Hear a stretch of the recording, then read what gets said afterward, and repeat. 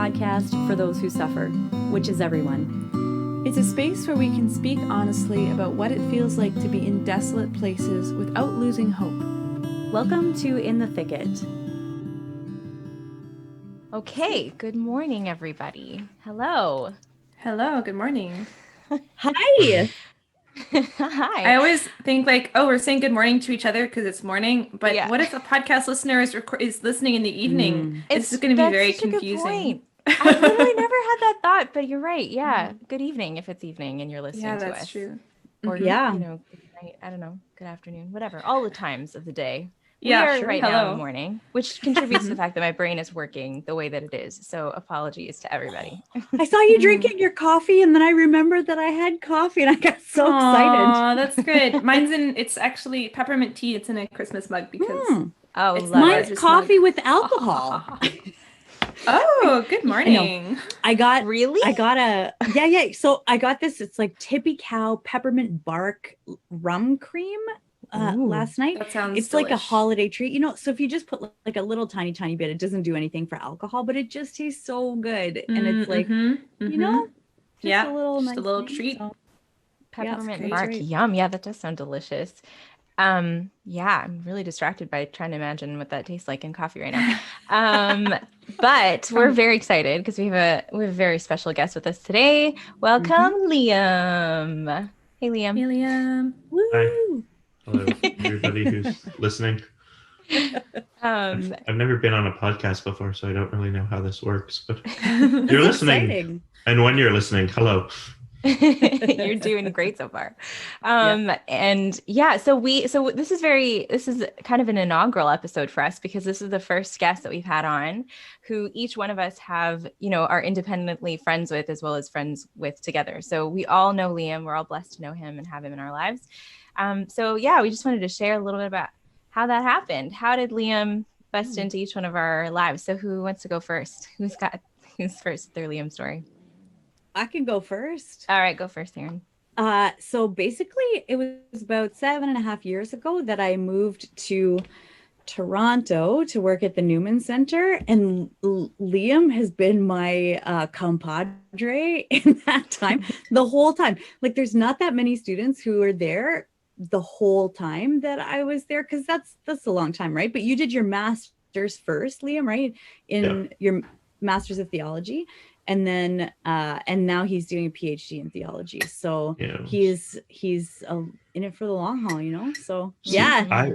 I wasn't even going to get involved with Newman actually in the beginning. I was like, no, I'm past this campus ministry stuff. I'm too old. But then my only friend in Toronto when I moved there was Aaron's roommate.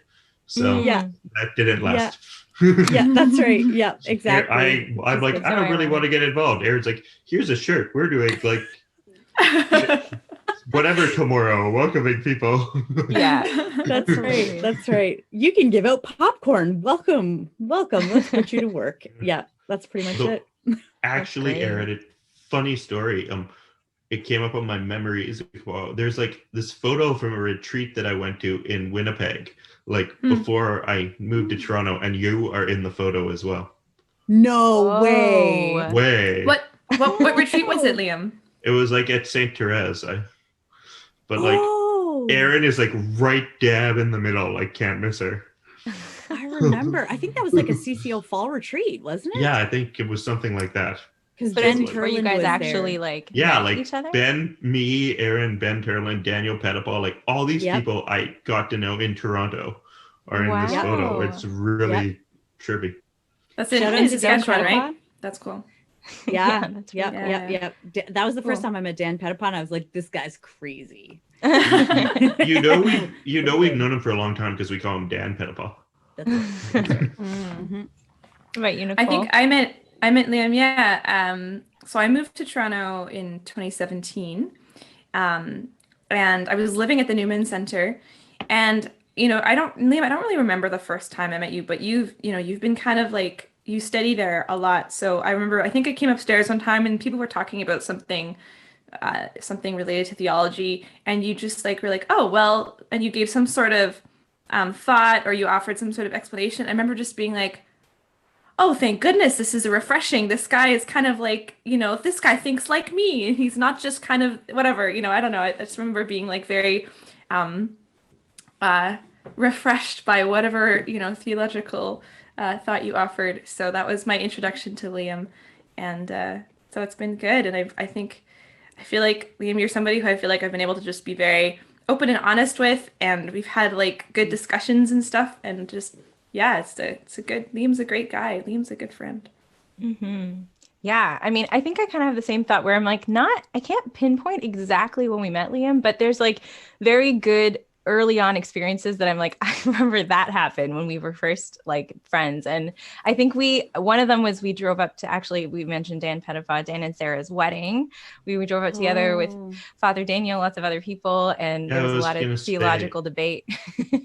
I was going to say, I think that's when we met. Like, that's when maybe that is when we met. Because I was friends with Trisha. Yeah, my sister. That's right. Before I'm me. Still friends with Trisha. Yeah. Yeah. That's right.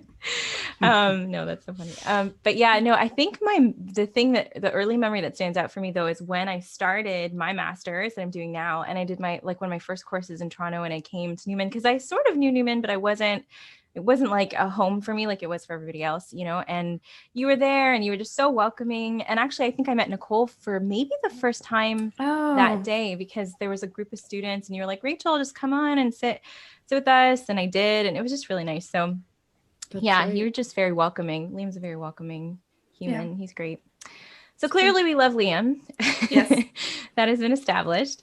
But we're also so grateful that you're here to share, your story with us, and how, how the wisdom that you've gotten from your experiences, specifically around mental health and suffering. So we just wanted to start off asking you, what kinds of experiences are those? What is your story around this? And yeah, maybe just share a little bit with us about that.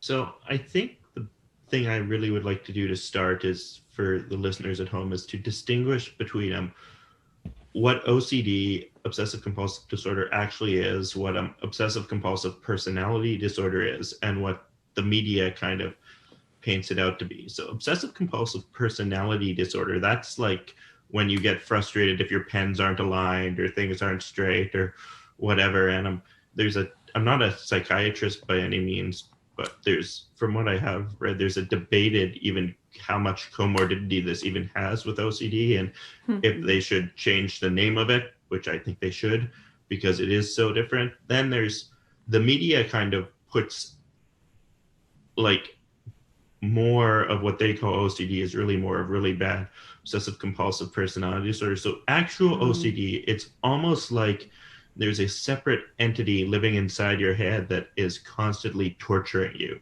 So it's like you have these thoughts which at the very end are not true, but the only way to like not give the thoughts power is to ignore them. But you can't ignore them because you have the compulsion to constantly challenge them. And then so in addition to like these torturous thoughts, it just can, when it was really bad, it was taking up like 5-6 hours of my day, and it was brutal. I think Aaron knew me when it was really bad. I think when I really got to know you two, I had it more under control. Or with Rachel, before you came to U of T, when I saw you, I was usually in periods of like lucidity by God's grace. So, but yeah, it's like, just like there were days when I couldn't get out of bed, I couldn't do anything. And then like the worst part is that any little thing can trigger you, because OCD gets really tricky. So when you're thinking of obsessions, like I remember I was watching the Oscars one time, and Lady Gaga was singing, and that made me think that she was engaged at the time to Taylor Kinney, and that made me think of Chicago Fire, which made me think of firefighters, which made me think of something else, which then triggered something.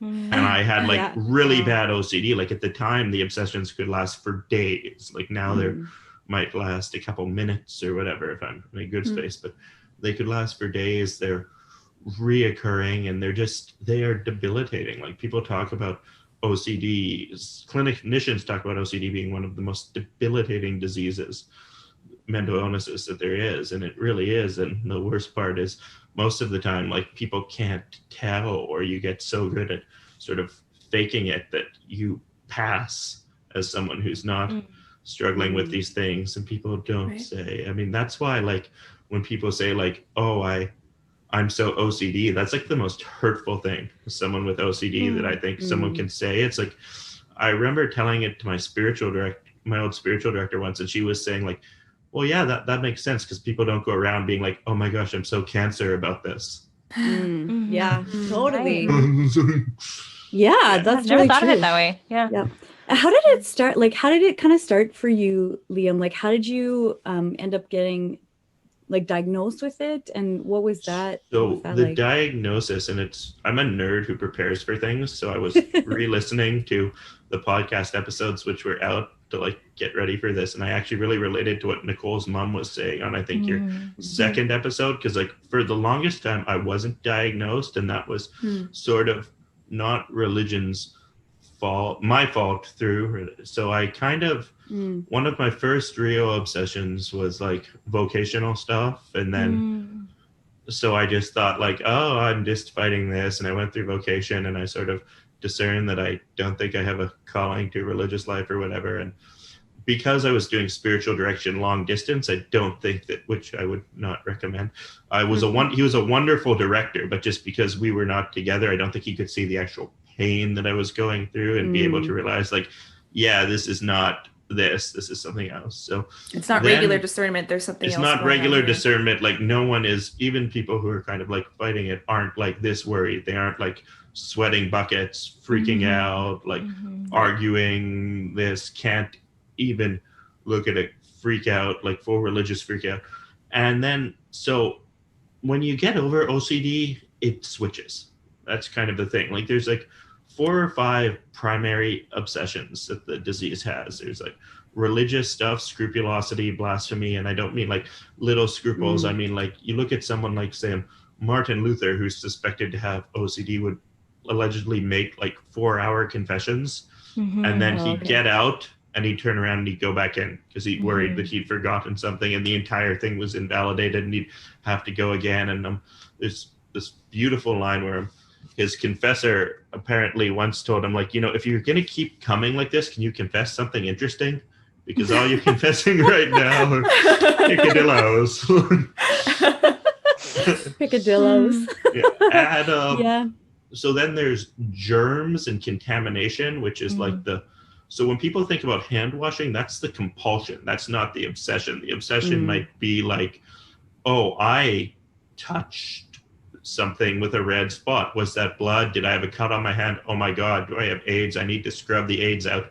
And like, deep down that there's no air kills AIDS. There's no way. And you can't scrub AIDS out, but everything's telling you do. I fortunately never had this obsession, which I'm very grateful about, which is like, and you'll scrub your hands raw. So there's that one. There's contaminate. There's harm OCD. There's worried that you're going to harm yourself or others. And like, that one is very debilitating too, I imagine. There's relationship OCD, which is a terrifying one, because it not only can it make you question relationships that you're in, it can also like make you not feel anything during the relationship. And like, I've heard people talk about like being with someone and being like, oh yeah, I love this person so much and I just don't feel anything, and that just crushes you on 2 levels, which is.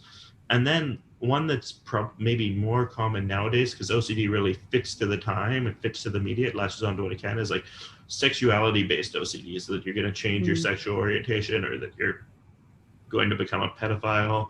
I have never had that one either, but I imagine it's also absolutely terrifying. Or that like, you're going to have some other weird predilection, like bestiality or something like that. So these are that's what OCD is. It's not about like numbers and stuff. And for the people who do have to have everything in straight lines and whatever, it's a compulsion. It's kind of like, I read this one guy who one time was talking about like, he couldn't step on cracks, but it wasn't like an OCD. It was literally, he would think of like, don't step on a crack or you'll break your mother's back. And he thought that if he was going to step on a crack, like his mother would be harmed. Okay. Thanks for explaining that. Yeah, I think that's helpful. Even just like, I think there's still a lot of mystery behind mental health stuff. So it's helpful to have kind of OCD explained in that way. So thank you for that. Yeah. Even just in the last little while, like I've come to know of a couple of people who are still kind of in the mind frame of medication is bad, treatment for mental health is bad, like all of those kind of things, because there's such a stigma about it still, you know, and it seems like it's so normalized in some ways. Like, I mean, it's visible, but yeah. Medication has completely changed my life.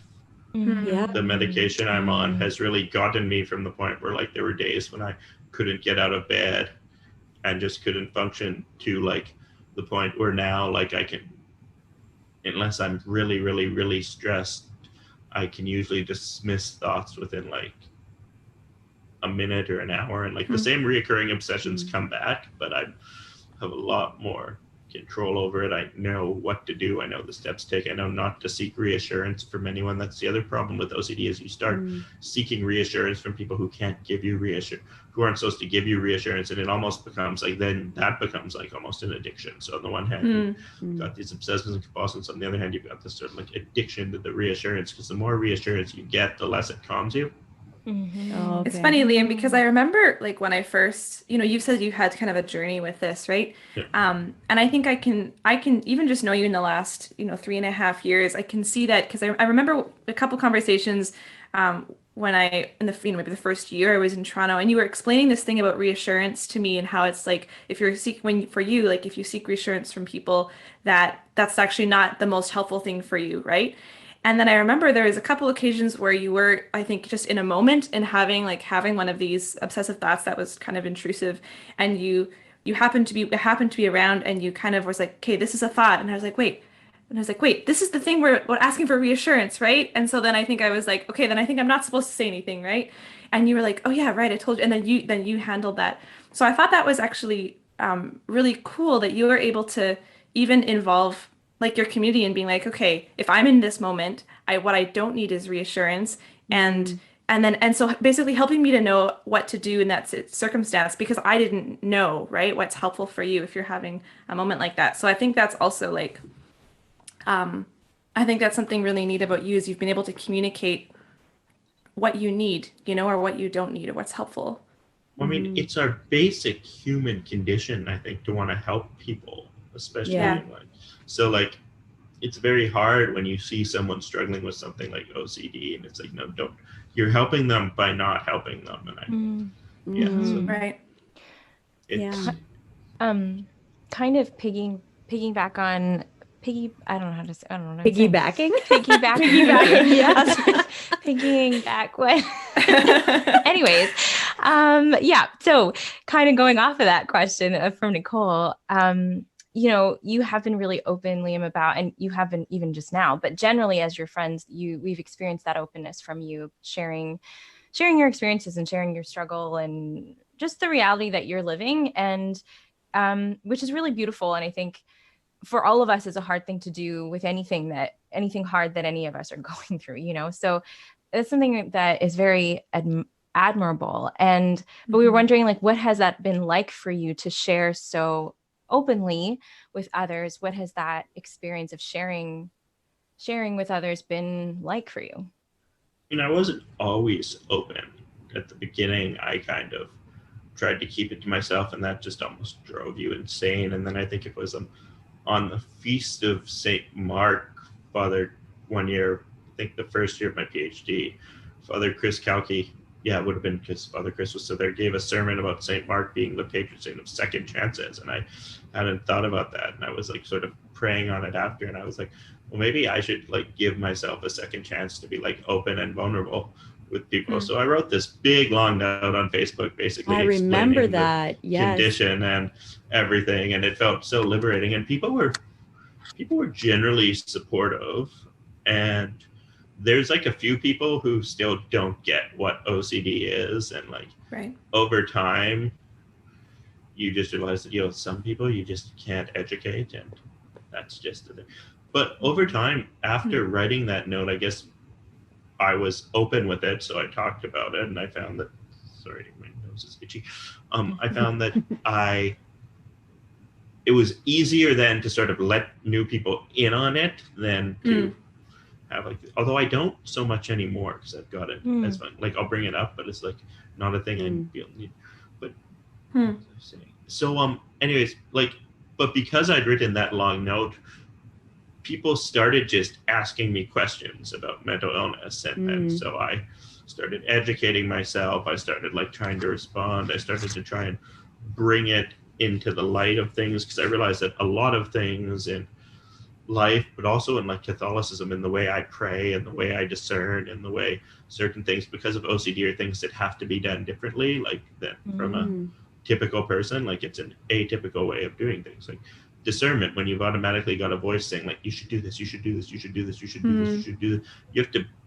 You can't, I mean, you should never have the baseline decision if you're bringing something's necessarily from God's voice. But with the OCD, it's like, especially like I said, there's like the people who struggle with like vocation or other spiritual choices or sin. Like it might not be God or the devil. It might be your OCD. Like you really have to learn to do that. So it makes it like there's certain rules of discernment, like Ignatius's rules of discernment and stuff that sometimes it's ironic because Ignatius had scrupulous thoughts, but that sometimes don't necessarily work if you have OCD, or because of the phrasing, you can read too much into them and you have to like acknowledge that. So I'm not sure how I got on this tangent, as is what usually happens in my life. But no, that's good. That's great. I think that's really, really good because just in the sense that, okay, we have such a beautiful tradition when it comes to discernment and trying to become in tune with ourselves and in tune with the Holy Spirit.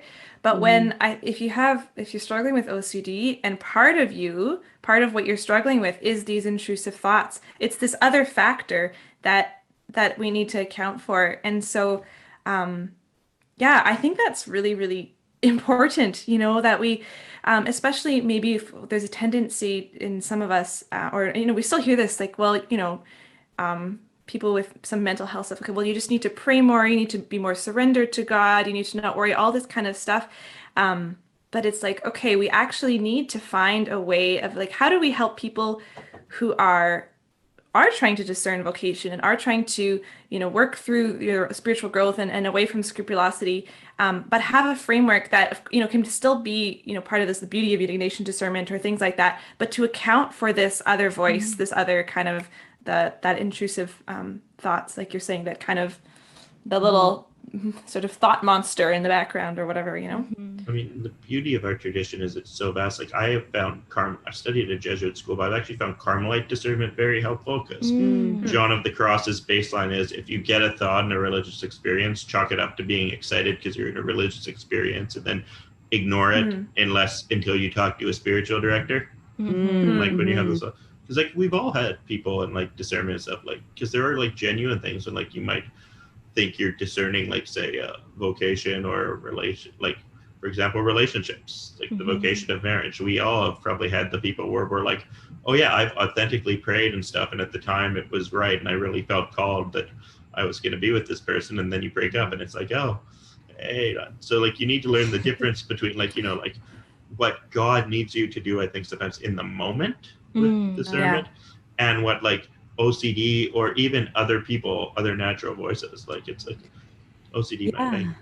It even makes me think about how well the Lord knows us, like that he's not in a box with any of us, and that even if like sometimes we have that thing when we're talking about discernment, like if I make a wrong choice, then I'm screwed. Like my life is done. I'm off track. The Lord can't accomplish his will in my life at all. Like, it's like, I mean, it's you know what I over. mean? It's like making God into a human being who's like going to write right. us off and like doesn't have any power to change anything. And who's entirely not creative, as soon as one plan goes wrong, he's like, oh no, I don't know. That's right. That's right. So like, which is so weird, but we do that all the time, I think. But this particular topic, I think with like mental health, because even I think with people who experience depression, like for me personally, I've experienced depression on a number of occasions in my life. And in that time, like just knowing that I don't need to be discerning, or that I don't actually, that I can just wait, and that the Lord will still tell me in that time if I do need to be doing something. It might look different than how it looks at other times when I'm able to pray like in a more concrete way or something, I mean, Yeah, I think Yeah. that is the big thing where Ignatius is absolutely right, and where I think people fundamentally misinterpret Ignatius these days is that when Ignatius uses consolation and desolation, he does not mean feeling good and feeling bad. You can Right. feel Yes. great and be in a state of desolation. Yeah. Right. You can Yeah. feel Yeah. terrible and be, again, going back to my breakup example, you can feel terrible and be in a state of consolation. Like, Mhm. Right. Yeah. Yeah. 'cause, you know, How have you like, found that, Liam? Like, how did you, maybe even talking about like a spiritual director, or how did you kind of come from like learning how to pray and learning how to discern with OCD?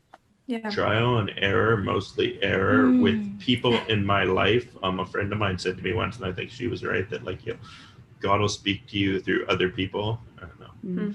Like, so like if other people tell you, like, that's a big part of any discernment. I think if other people keep telling you no, no, no, and like you look at it logically, like these things haven't worked for you, this person hasn't worked for you, that idea hasn't worked for you, you would be stupid to apply for this job or do that. Like, and that keeps coming. Then like you have to recognize, God, we're the body of Christ, right? And God speaks through his members in his church. Mhm. And I Yeah. think just No, trial and sorry, error keep going. prayer. Yeah, sometimes with prayer, like a big thing for me with prayer and discernment was that, because like adoration is very hard for me because I'm left alone with my thoughts. And I kind of was saying to God one time, as used to, before OCD, I was a late onset. So before OCD, I loved adoration. I still love adoration, but it's completely different.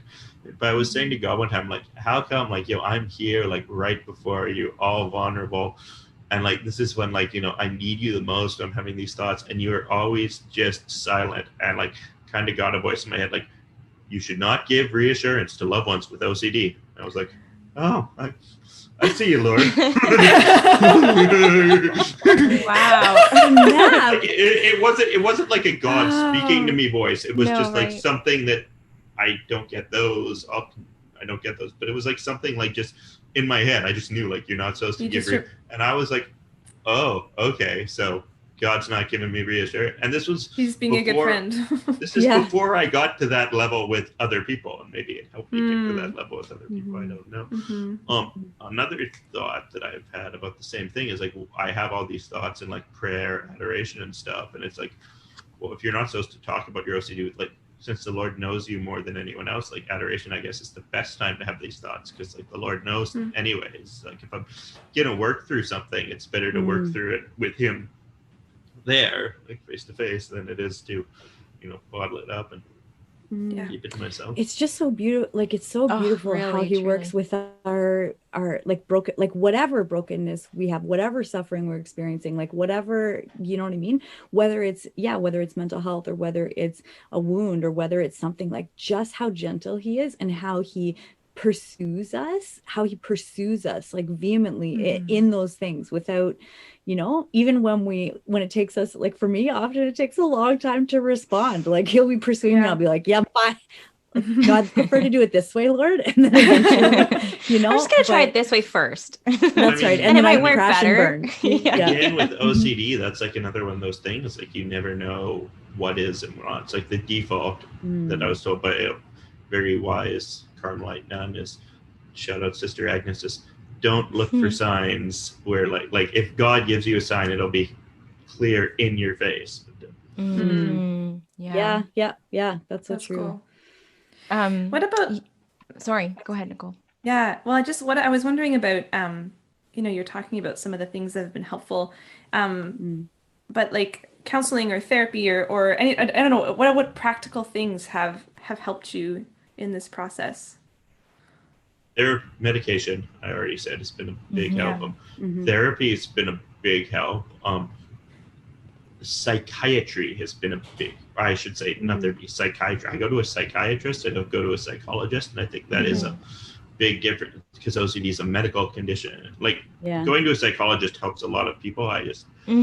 But for me, I found like a psychiatrist as someone like extremely helpful, and it is a different thing than therapy. I've been in therapy before too. For me, I feel like when I went, the therapy I've tried was just giving myself more reassurance by talking through all these things. But so I found that helpful. I know a lot of people think like psychiatrists are scary. They're kind of people you only go to if you have like a chronic mental illness, but OCD is a chronic mental illness. So Get over yourselves. Yeah. Being open about, because when you talk about, it's a very common, like 1 in 10 people I think have it. It's like there have been times when I've mentioned it and other people have been like, oh yeah, I have that too. And it's like, oh, do you have the thing where, oh yeah, I have the thing. Do you have the thing? Like, oh yeah, I got that thing. And it's like in a way that only people with OCD understand, and you can form these beautiful, because the best people to help people with OCD are people with OCD, because it's a very interesting, and those are become very interesting relationships, because they're very much like harmonious, and sometimes I'm down and I've got the other person reminding me to stick to it, and then like but then other times it'll be vice versa. They'll be in the throes of some obsession and I'll just be, dude, or come on. Maybe I could ask, like, because I remember, I mean, we had tons of conversations like while I was at Newman, like, so like intense conversations, you know, or times when we were talking about lots of different things where we weren't always agreeing, or where they were like, you know, heated conversations, and they always, like, I love having those conversations with you, because at the end of it we talk it out and then we have a big hug and then stuff is good. And I love hugs, but even in that, like, I know I have not loved you perfectly in those times, for example, you know, because it's because I don't have that same experience exactly like you're talking about, to be able to speak into that. But I'm wondering just like, how do you, I've never felt I guess diminished, or I've never felt from you like you were blaming me for not understanding you, which I think is a really profound thing, and That's a big thing. Yeah. It's a big thing. Like, you have a gift for that. Thank you. It's so beautiful. It's true though. And so I'm wondering, like, how you reconcile that with, I mean, I can imagine that sometimes it's just frustrating not to have people understand, or, you know, like, how does that kind of work itself out for you? There are two things here. Sometimes in our conversations, I just disagreed with you. Nothing to do with OCD. Wrong, Aaron.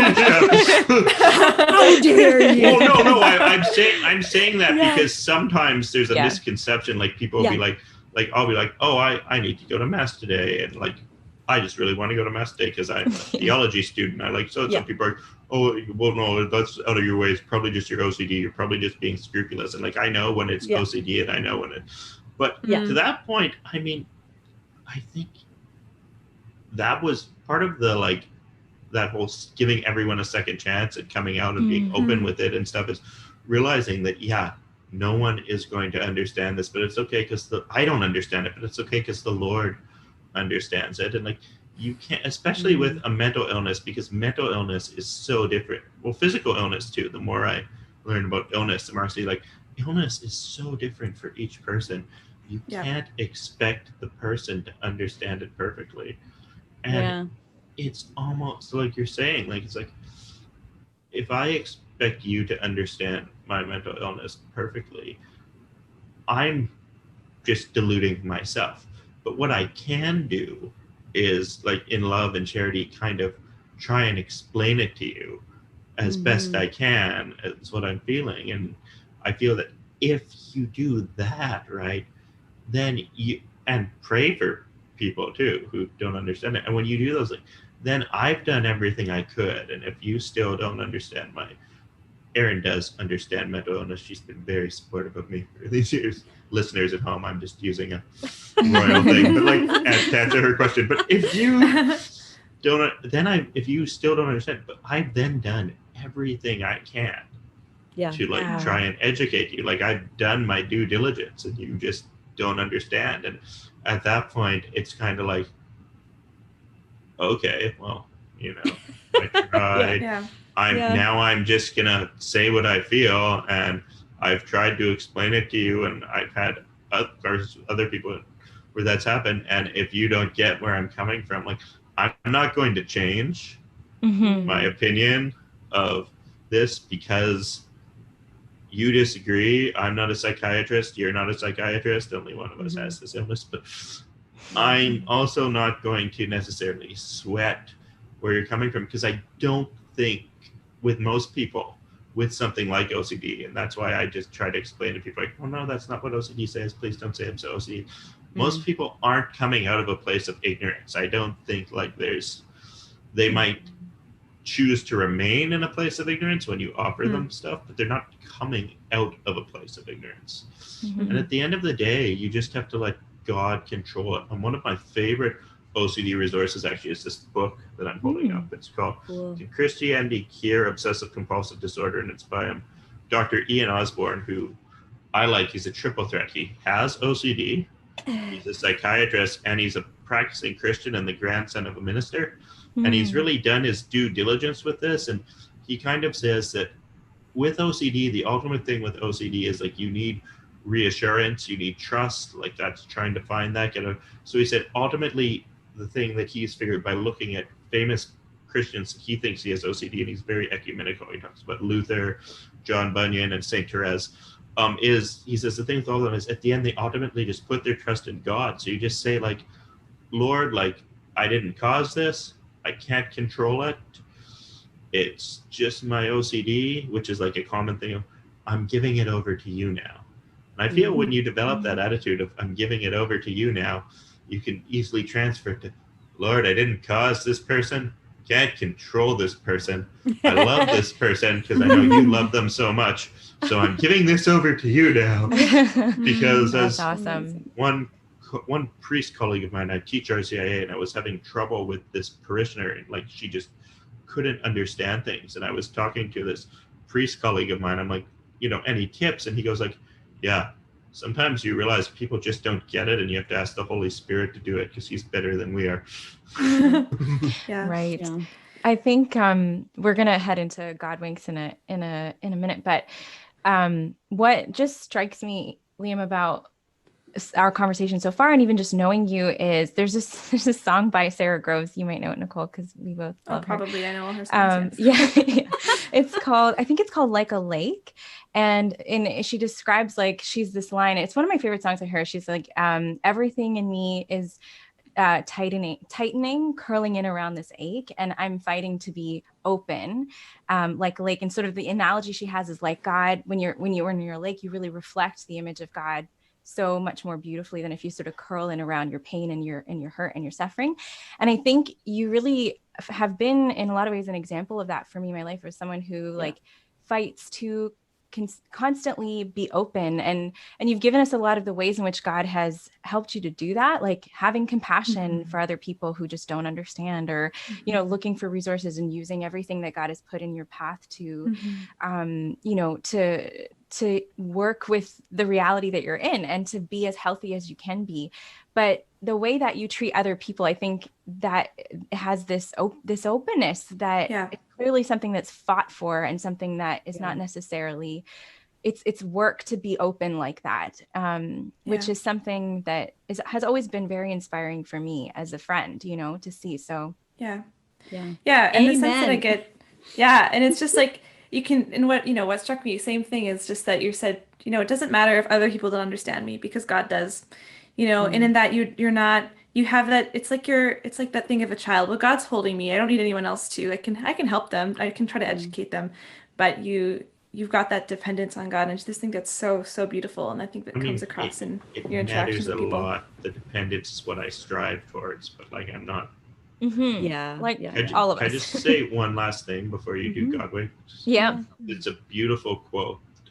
Mother Teresa once compared mental illness to the crown of thorns. She said, like, mental illness is, and she struggled, now with intense anxiety, but I really just love that quote so much, because like the crown of thorns is something you never think of in the Passion. It's just something that like it's there and it's constantly pressing against Jesus. Like it's not like the lash or carrying the cross or whatever. Like it's just something that it's there and it's constantly pressing against him. And I think like that's like just such a good way of her analogizing.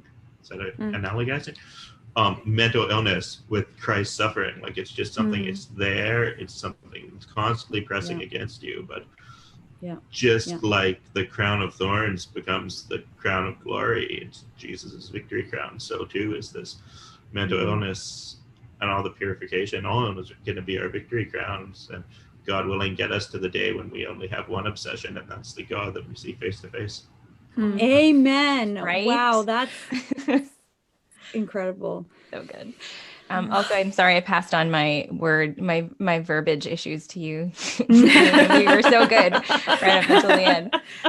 Oh, It's Oh contagious. man.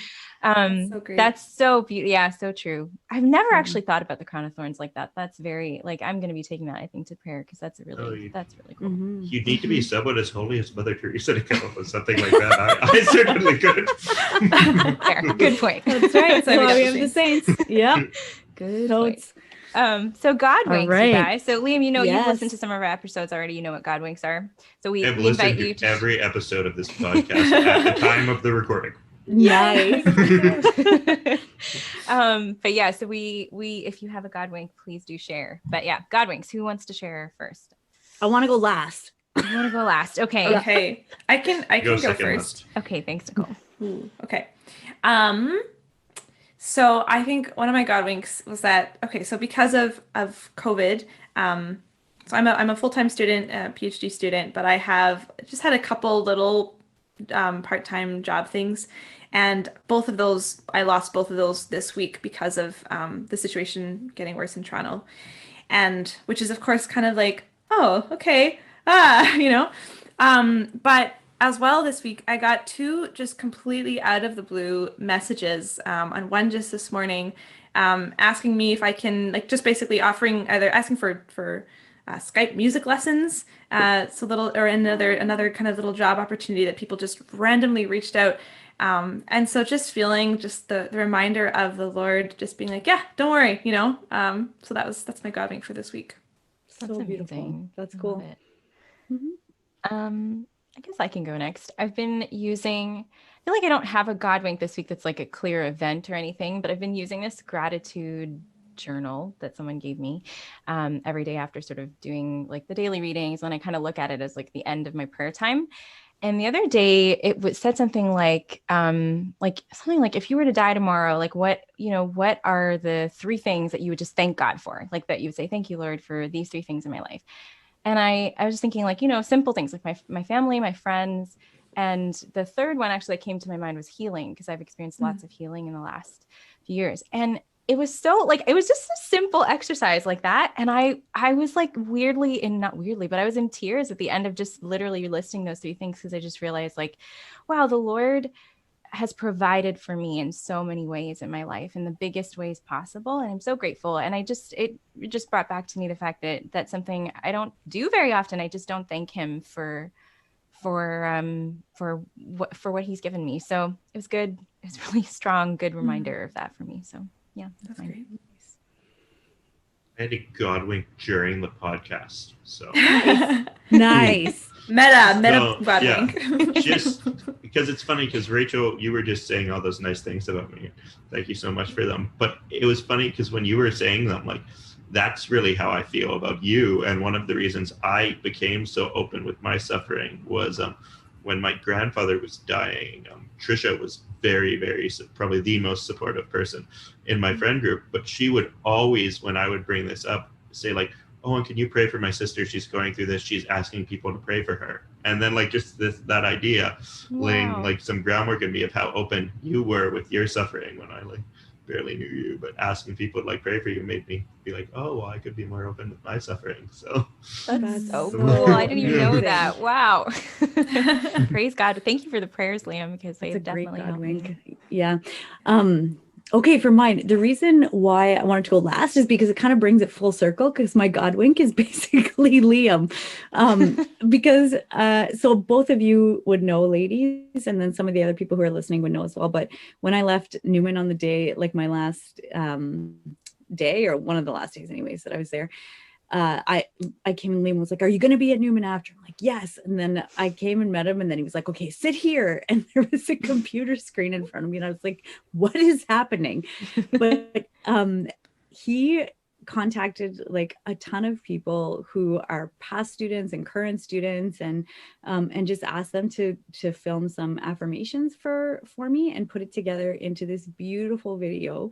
And I watched it again last week or a few days ago or whatever it was when I texted you, Liam, but I just had to say like that for me is such a gift, because I'm such a visual person, And so being able to see that and hear that, especially when I'm doubting, like, did I do the right thing? What is happening with my life? How can you use me, Lord, if I can't do anything, and I can only sit in a chair and do nothing? Like, how can you do anything? So it's, for me, it's like a continual, just a continual act of love. So I wanted to thank you for that, for organizing that. It was a really cool gift. And Gareth, thank these ladies too. Nicole was I'm crying. Rachel I know. were both big parts of it too. So. Okay, well, thank you too, ladies. Nicole So great to talk with you today. And Rachel corrected my spelling. Nice. You're welcome. Nice. Yeah. So guys, thank you for this conversation. Liam, it's been such a blessing to have you with us. Yeah. And I think so people have learned so much, just there's from every angle, like a little bit more about OCD, mental illnesses, but also the value of being open and sharing your life with other people and not being afraid to do that, and how God can work through that. So God bless you, Liam. Thank you for being here. Thanks, Liam. You're so great. Thank you. And and we'll see everybody next. We'll Next see week. here. You'll hear us next week, Monday. Yep. Cool. Ciao. All right. Bye, Bye. folks. Bye, everybody. Thank you for joining us for this episode of In the Thicket. If you like what you hear, give us a rating and hit that subscribe button. We have new episodes every Monday with more stories and honest conversations about life when the going gets rough, and the hope and humor amidst it all. We'd love for you to join our community on Instagram and Facebook at In the Thicket Podcast. While you're there, let us know how we can pray for you. God bless, and see you next week.